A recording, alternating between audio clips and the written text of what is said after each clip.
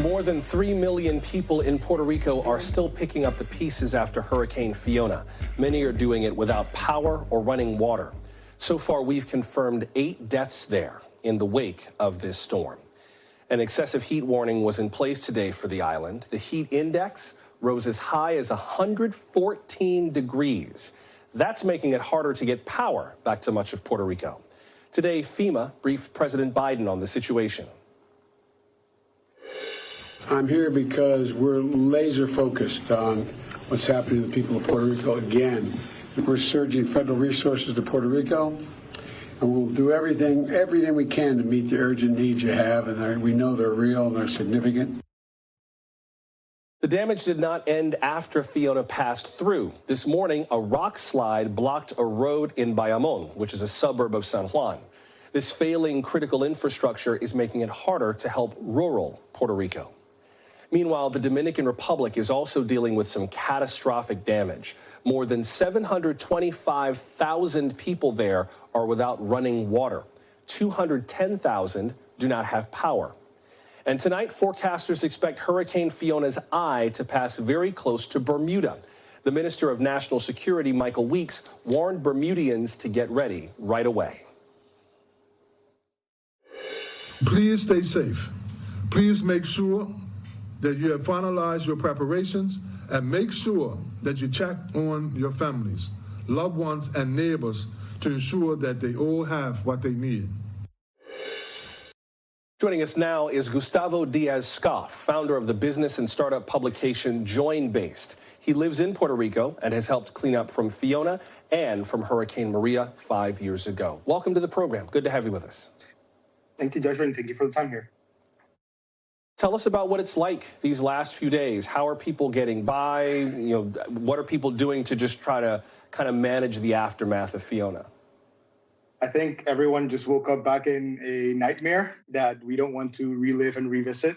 I think that, as we've all heard, there's a heat wave, there's no power, there's no water. It's hard to sleep, it's hard to keep focus, and at least we're just trying to do what we can. A lot of young people are taking to the streets. A lot of young founders and leaders are not waiting for aid or for philanthropic dollars or efforts to arrive. They're taking it into their own hands and going to where the problems seem to be solved. What about food? How are people getting by in terms of just having enough to eat from day to day until they are able to get power and water and everything else back online? How are people feeding themselves? Right now, because there's no power, it's hard to even process and use an ATM or an ATM system.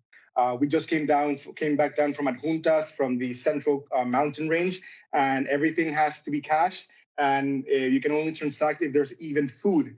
I think as of today, the supermarkets have indicated that they might be doing some closing because they're running out of fuel to keep their doors open.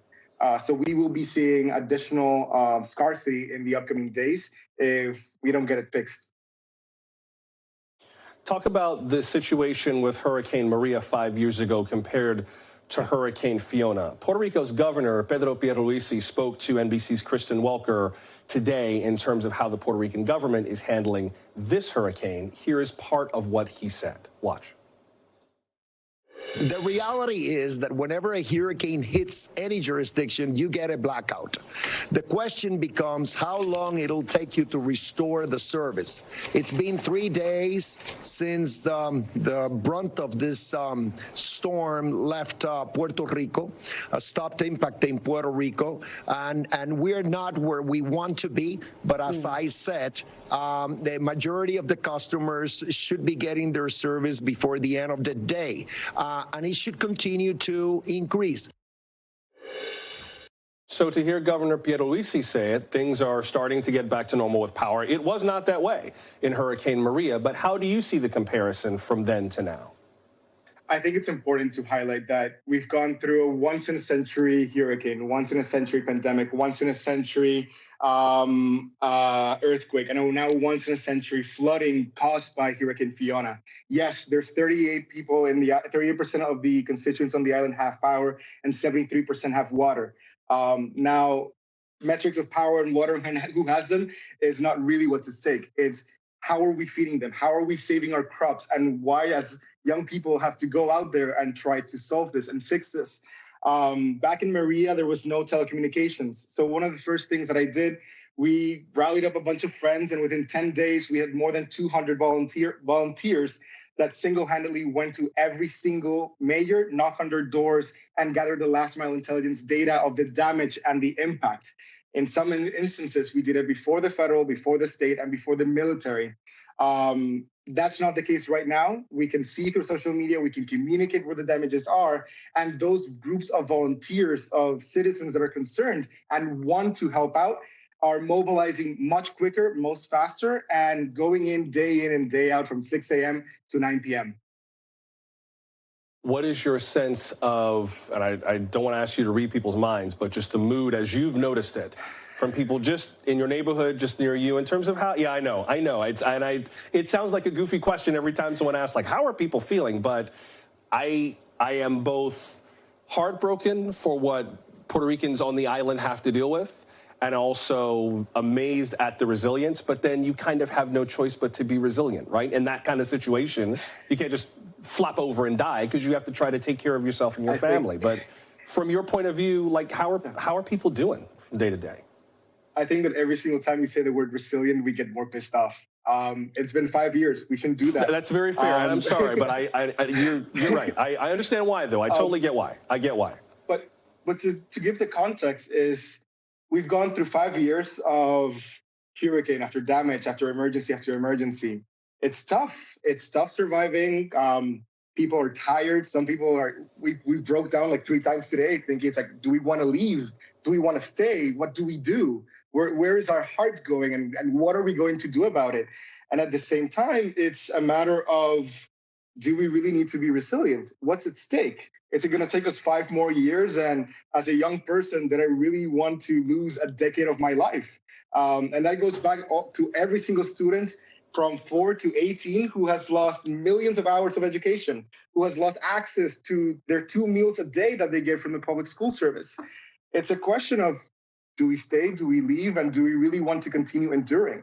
And it's a question that I really can't answer, but hopefully it can convey the feeling of being pissed off. I know I'm out of time, but can I just ask? Don't say it, because we'll know it, and I know some of us will hear it. I'm out of time, man. I know I got to let you go, but just really, really fast, what's the biggest thing that needs to happen to keep you and other young Puerto Ricans in Puerto Rico as opposed to leaving for somewhere else? Very briefly. We need the resources. We need talent. We need capital. We need philanthropic dollars, but not philanthropic dollars to open the space for vulture capital to come in. We need the philanthropic dollars to build financially, environmental, and socially sustainable ventures that when there is a next emergency, we can respond and we can be conscious of how we're doing with the people around us and everyone that is part of this community. We cannot depend on philanthropy nor government aid. And that's something that we're seeing with more social media, with access to the communications, to see and audit the finances of companies. We can now see who's really doing the job and who's not. Gustavo Diaz-Scoff, you've made me think about the word resilient in a different way now. I appreciate your honesty. I'm really sorry for what you have to deal with, but I'm really glad that you came on with us tonight to tell your story. Thank you very much. Thank you so much. Have a good night. Buenas noches. Hurricane Fiona could end up in Canada now. Some forecasts show it making landfall near Halifax, Nova Scotia this weekend. Let's continue with the forecast from NBC meteorologist Bill Cairns. Hey, Bill. Joshua, Bermuda's as close as it's going to get right now to Fiona. So it's kind of like a glancing blow scenario. And then tomorrow night in through Saturday morning, look out in the Canadian Maritimes. They're going to have a storm, maybe one of the storm of record. It could be that bad. It could be worse than Juan and some of the other hurricanes they've dealt with in decades past. So first off, the latest with the storm, it's starting to accelerate. It's starting to move a lot more quicker now, about 20 miles per hour. So we're going to get this out of Bermuda's hair pretty quickly. It has squally type weather. They'll get some tropical storm force gusts. Do not expect a lot of damage pictures out of Bermuda tomorrow. There'll probably be some minor flooding from some rain. So that's as we go throughout tonight. It also should weaken from a Category 4 down to a Category 3 as it begins to move over some cooler water. Huge waves for the East Coast. The swells are already arrived. The rip current threats there from the beaches from South Carolina all the way northwards up to Maine. So again, if you're going to be anywhere near the water, it's unusually dangerous. And you'll see those big sets coming in from the hurricane. Now, as the impact time goes, Friday night into Saturday, that's when we take the storm over eastern Nova Scotia, almost over the top of Prince Edward Island, and this is Newfoundland here. If you're wondering about populations, about 1 million people live on Nova Scotia, about 500,000 people live in Newfoundland. Halifax is the biggest city with 500,000 people, and they're going to get hit by this, but not directly. They were hit directly by Hurricane Juan, and that's their storm of record. This one should not be quite as bad for Halifax, but areas to their east, it is going to be really nasty. So here's one of our computer models that's predicting what the highest winds will. Look at this at Sable Island, 127 miles per hour. Again, that's out over the ocean, but 97 miles per hour, 71. This is at 2 a.m. Saturday. And then as we fast forward this through Saturday morning, notice we have 70 to 80 mile per hour gusts all the way back here towards New Brunswick. Even in Maine, we can get some gusts to 40 miles per hour. This is going to be a huge storm throughout this region. And we're also, of course, watching other areas in the Atlantic. This one in the Caribbean is what we're watching the closest. This is the one that has the chance to go into the Gulf in the days ahead. Chance of development is about 90% with this one, Joshua. Again, we don't know exactly if it's Florida or Louisiana or Mexico or even Cuba, but we'll keep a close eye on it. It hasn't even formed yet. Russian President Vladimir Putin is calling for 300,000 more troops in Ukraine. That's not being received well, especially among military-age men. Mass protests broke out overnight in Russia. Independent monitors say police detained more than 1,300 people. Others are trying to get out of Russia in hopes of avoiding getting drafted.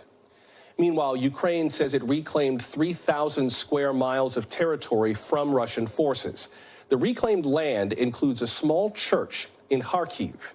Russians had turned it into a staging area and a field hospital. NBC's Aaron McLaughlin takes us inside.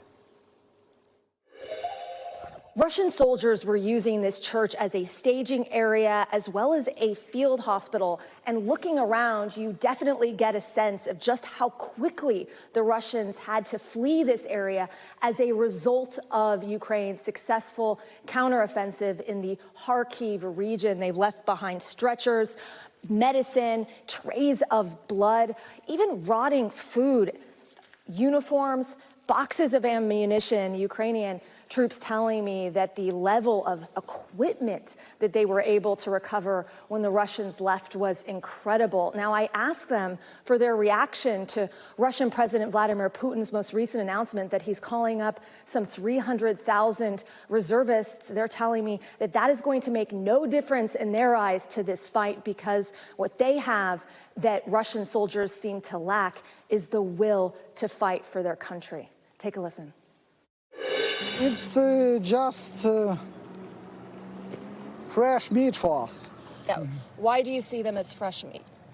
A lot of people on the war, without good preparing, without good equipment, without good management, without good intelligence, it's just wages. So, because I say it's just a lot bodies to their mothers. So it's actually sad, but it's sad first of all for Russian people. They will die for nothing, I think. The British Ministry of Defense has put out its assessment of President Putin's announcement decision to call up additional reservists, saying that the Russians are likely going to have logistics and administrative challenges calling up that many reservists, calling it a sign of Russia's inability to be able to get volunteers to join the fight on the front lines. Back to you. That was NBC's Aaron McLaughlin reporting from Kharkiv. The war in Ukraine was a tense topic at the United Nations today, as you might expect. Western diplomats denounced Russia during the Security Council meeting. Secretary of State Antony Blinken was among them. President Putin has doubled down, choosing not to end the war, but to expand it. Not to pull troops back, but to call 300,000 additional troops up. Not to ease tensions, but to escalate them through the threat of nuclear weapons. Not to work toward a diplomatic solution. Russia's Foreign Minister Sergei Lavrov was not in the room during that speech. He showed up later to try and justify this war, then left once the criticism started again. Because the United States and their allies, with the connivance of international human rights institutes, have been covering up the crimes of the Kiev regime based on the policy of Zelensky might be a bastard, but he's our bastard. Let's discuss all this with our national security and international affairs analyst, Michael McFaul. He is a former U.S. ambassador to Russia. Ambassador, welcome back. Good to see you again. Thanks for having me back. I wonder what you make of Sergei Lavrov at the Security Council meeting today. Didn't really surprise me in a way. One U.S. official told us that it was a sign of weakness that he only showed up for his own speech and then kind of cut out after that when the criticism started back up. But I'm not sure that there was any reason for him to sit through the whole Security Council meeting, especially when it's kind of made clear that there's not much it can do to kind of rein Russia in through the Security Council's normal channels. But what do you make of how today went? Well, of course, that's the paradox of the Security Council. It was created in 1945 to stop wars of annexation and imperialism. After World War II, they all agreed we had to have some rules of the game where the great powers would prevent that. And there have been some instances of annexation during the Cold War and after, but minor compared to World War II, nothing compared to what Russia is doing today in Ukraine. And that's why Mr. Zelensky in his speech and other Ukrainians have said Russia needs to be kicked out of the Security Council because they're not adhering to what the organization was created to address in the first place. Let me get a bit more into what some of the Western diplomats said about Russia. You're going to hear from James Cleverly, who is the UK Foreign Minister, Antonio Guterres, who is the Secretary General of the UN, and then again from Secretary of State Antony Blinken. Listen. Today, I have listened to further installments of Russia's catalogues of distortions, dishonesty, and disinformation. The reports are a catalogue of cruelty, summary execution, sexual violence, torture, and other inhumane and degrading treatment against civilians and prisoners of war. The very international order that we have gathered here to uphold is being shredded before our eyes. We cannot, we will not allow President Putin to get away with it. Two things that I would zero in on. One from Secretary Cleverly, who referred to Russia's catalogs of distortions, dishonesty, and disinformation, which echoed some of the distortions and disinformation from what Vladimir Putin said in his state address yesterday. But then also what Secretary Blinken said, we will not allow President Putin to get away with it. How? What would they do to prevent Putin from getting away with it? Well, I think they have to stay the course of their policy. Strengthening NATO around the borders to make sure that this war does not bleed in and influence or attack any of our allies, number one. Number two, providing the military assistance that Ukraine needs to push Putin's army out of their country. That's how you don't let them get away with it. And three, imposing sanctions to stop Putin's war machine. And I think that needs to be the next move for the West. You've heard some great words. I applaud what President Biden said yesterday. I applaud what Secretary Blinken said today. They were forceful, great speeches, But now if Putin goes through with these referenda that he's threatening and annexing more Ukrainian territory, violating one of the fundamental norms of this rules-based international system that both the president and Secretary of State talked about, you need to back up your words with actions. And I think that means they need to have more new comprehensive sanctions in addition to the military assistance they're already providing. I wonder how you see the role of China in all of this, because China didn't come straight out and condemn what was happening between Russia and Ukraine. It called for talks to resume, but it sort of created this equivalency, right? Saying things like the reasonable security concerns of all countries should be taken seriously. All countries, presumably meaning Russia as well as Ukraine. Like, it feels like it's the West versus Russia, but China's a player in there too, and the West has its own drama with China. So how does that factor in? Well, I think if you're Vladimir Putin, you're really disappointed with those words, right? Because when you hear him speak, China's supposedly their closest ally and partner. He would like them to be a military alliance. They're not that, but they're a close partner. They have been. He's met with Xi Jinping 50 times, I think, or so. And yet, when they met in Samarkand last week at a summit of the Shanghai Cooperation Organization, he didn't get that full-throated support that the NATO allies, and you just played some clips of them, are giving to Ukraine. So he's not getting from his team what Zelensky is getting from his team, and that's got to be deeply disappointing for him. It's better that they're neutral, of course, but but nobody would expect them to support the West in this. But that they are not backing him, I think, is a sign that they don't like a loser, right? Putin is losing in Ukraine, and nobody wants to rally behind that right now. Briefly, before I got to let you go, we've got this protest in the streets in Russia right now. We've got increasing diplomatic pressure. The Ukrainian military appears to be making some significant gains, though what that will mean for the war remains to be seen. What's the next turning point that you're keeping an eye out for in terms of the next opportunity for the international community to influence what's happening on the ground? Well, first, I'm watching what's happening on the streets of Russia. These are the biggest demonstrations you've seen there since February, since the beginning of the war. And that's because now the war, which was supposed to be something that didn't involve everybody, is going to involve everybody because of this mobilization. And second, I'm watching the other front that we haven't been talking a lot about in Kherson, in the south. We've all been talking about Kharkiv and the great, fantastic breakthroughs there. Will the Ukrainians achieve the same in the south? That's what I think we should be watching for in the coming weeks. Tonight's headlines begin with a fugitive in custody, a former military contractor known as Fat Leonard. He spent weeks on the run, but Leonard Glenn Francis has been caught. Authorities in Venezuela got him yesterday at an airport. He was reportedly on his way to Russia. Back in 2015, Mr. Francis pled guilty to bribing U.S. Navy officials. Prosecutors say he overcharged the military more than $35 million. He had been in San Diego on house arrest, but weeks before his sentencing, he cut his ankle monitor off.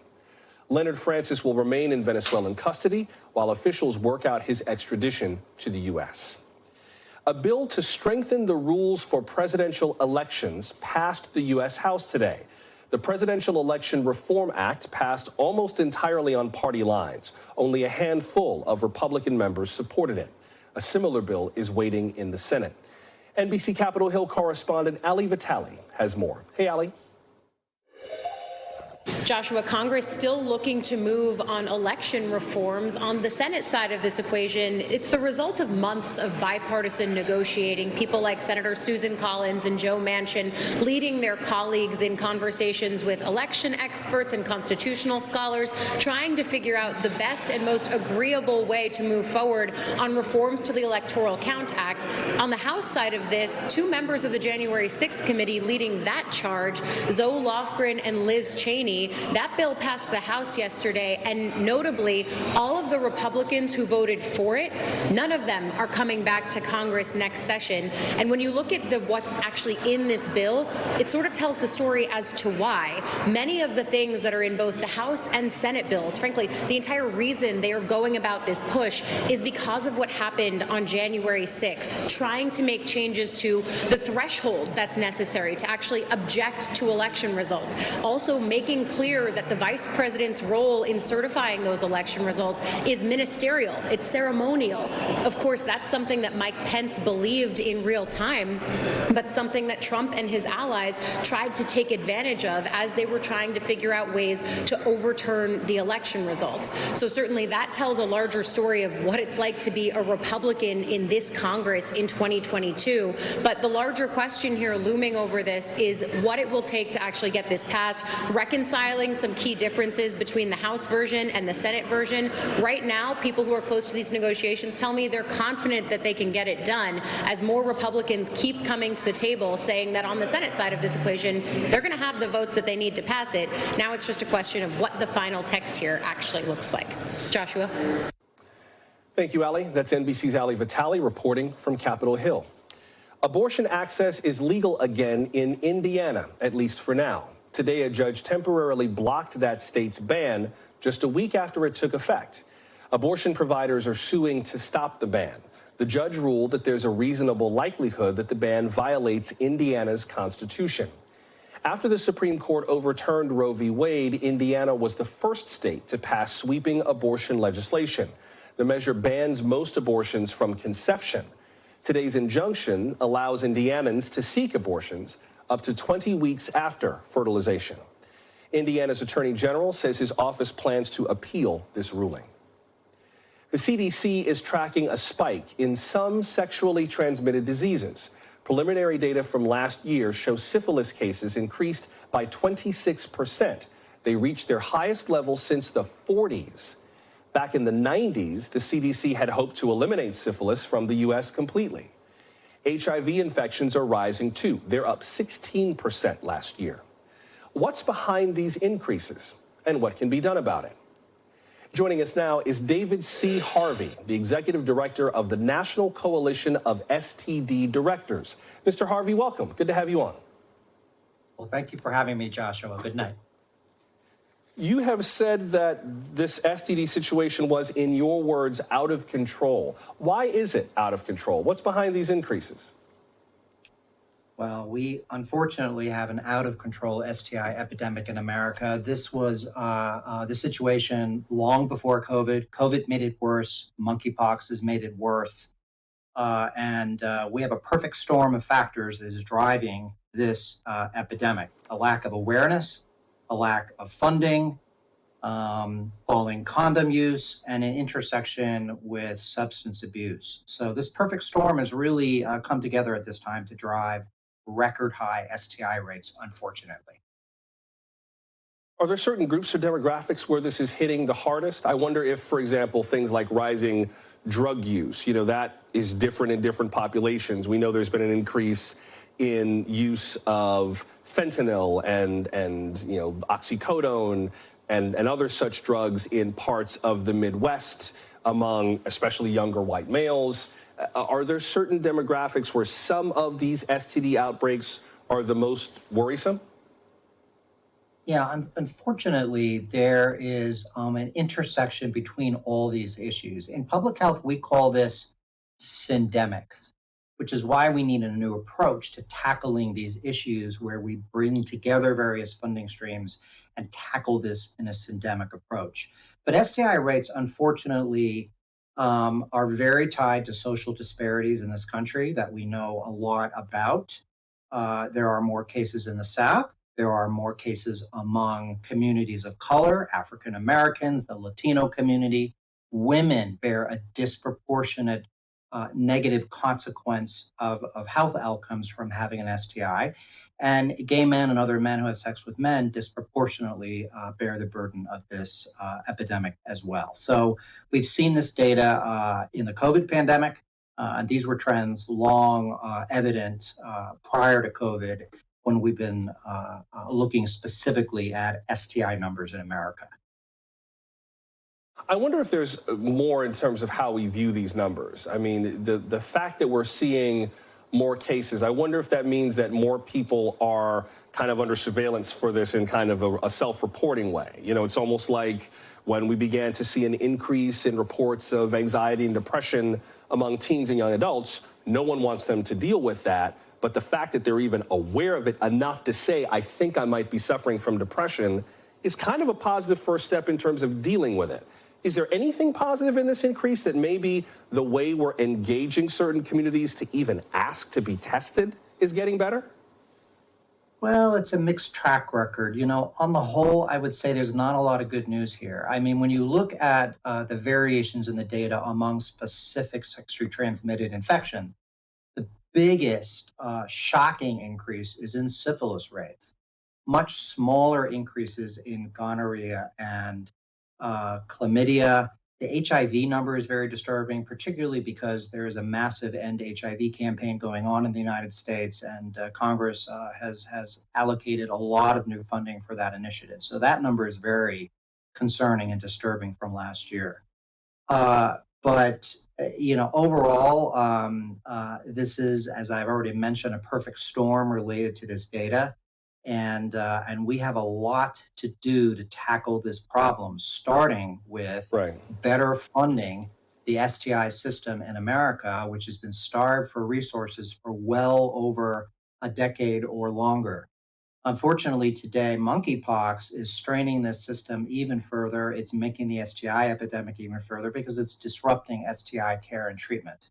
STI clinics specifically are really strained under trying to respond to monkeypox and also deal with sexually transmitted infections. So to answer your original question about, you know, are we testing more? Are we identifying more cases? There's a mixed track record on that. In some cases, we are testing more. That's a good thing. We're identifying more disease. That drives up the numbers. But the bottom line take-home message is that there is an outright increase in the numbers separate from that factor related to increased testing. This is proportionally among the U.S. population, just a huge problem. Yeah. I certainly hope that we're able to close that gap, particularly among communities of color, disenfranchised communities that just need, you know, people who, we got to take care of the people who we are close to and the people who matter to us in every way. David Harvey, the Executive Director of the National Coalition of STD Directors, I appreciate you coming on to talk with us about this for a little while. Thank you very much. Thank you for having me. Have a good night.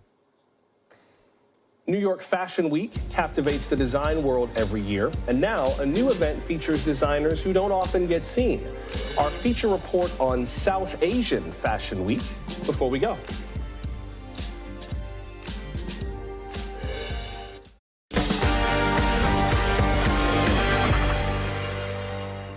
Perhaps you've heard of New York Fashion Week. It has been a major draw for designers around the globe since it began back in 1943. Well, this year, a new fashion week was born, but its runways feature the works of South Asian designers expressing their cultures to the world. NBC's Vicky Nguyen has tonight's feature report. So I think in terms of designs, the intricacy of beading, the different fabrics that you can use and stitch together, it's just such a beautiful, colorful culture that we have. Every fall, designers from around the globe come to New York City to showcase their latest work. This year, there was a new focus on a specific group of talent, a first of its kind, one-week event, South Asian New York Fashion Week. I realized how much of an impact our culture, our fashion, and just our world has in the mainstream world. But I just thought around that time that it would be so cool to have a South Asian division for New York Fashion Week. Founders Shipra and Hathel worked tirelessly to bring this event to life. Because our fashion community, just our overall culture is just so immersive and it's huge. It has, you know, we have billions of individuals in our community, you know, all across the globe. So I knew it was going to be big. South Asia is made up of 8 countries, each with a variety of cultures and their own distinct and eye-catching fashion. We've done shows everywhere, all around the globe, in Asia, Europe, and America, North America. This one, I think, is the most important so far, and the one I'm most excited about. Nomi Ansari is a Pakistani designer best known for his use of vibrant colors and intricate embroidery. He's one of 2 headliners for South Asian New York Fashion Week. We're showcasing a whole new line, a whole new range of wedding wear. And weddings are very big in Pakistan, in India. South Asia, I think, is the biggest festival. You're going to see a kaleidoscope of colors in terms of fabrications, the weaves, the brocades we make, the embellishments, our hand embroideries, the detailing, each and every knot has a story to tell. I think I see South Asian fashion on any runway of the world. It could be Milan, it could be Paris, it could be Tokyo or Hong Kong. And this is something, I mean, this community is so strong. We're all over, we're everywhere. It's just that this is the first opportunity that we've gotten, and it had to start, and it just started. So it's going to go really big in future. And established names like Nomi weren't the only ones displaying their work. Roughly a dozen emerging South Asian designers were invited to show off their pieces. I'm showcasing my brand called Thai, and Thai is mostly about upcycling Kanchipuram silks and bringing it to a global audience. South Asians especially come from a rich cultural heritage of fashion. We've always been pioneers in fashion, but it's not been out there. So I feel this kind of event really amplifies that, and it needs to tell people the story because people are willing to listen.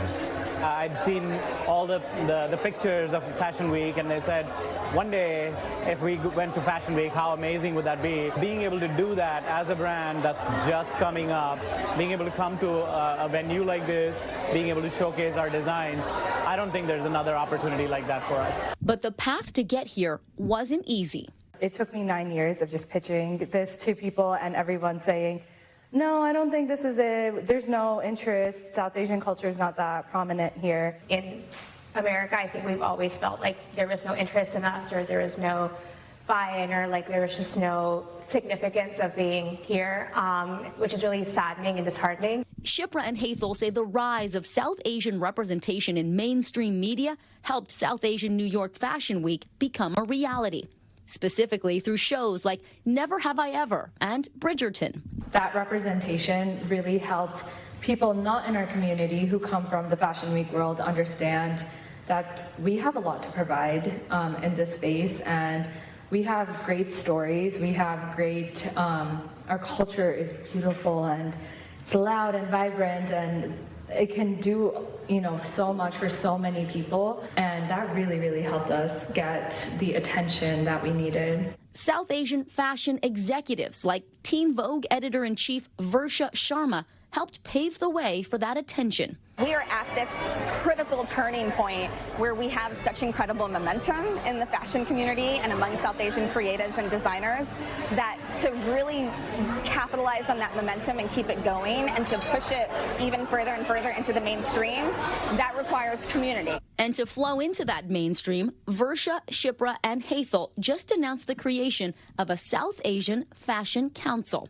We want this to be a years-long initiative that succeeds in supporting designers and giving them the resources that they need and connecting them with the right industry people and helping them grow their business. The goal of this is to make it something bigger than us. Like tomorrow, Shipra and I will go away. There will be other people that will spearheading this, and that's what we want. We want it to have a legacy and for it to continue for years and years and years.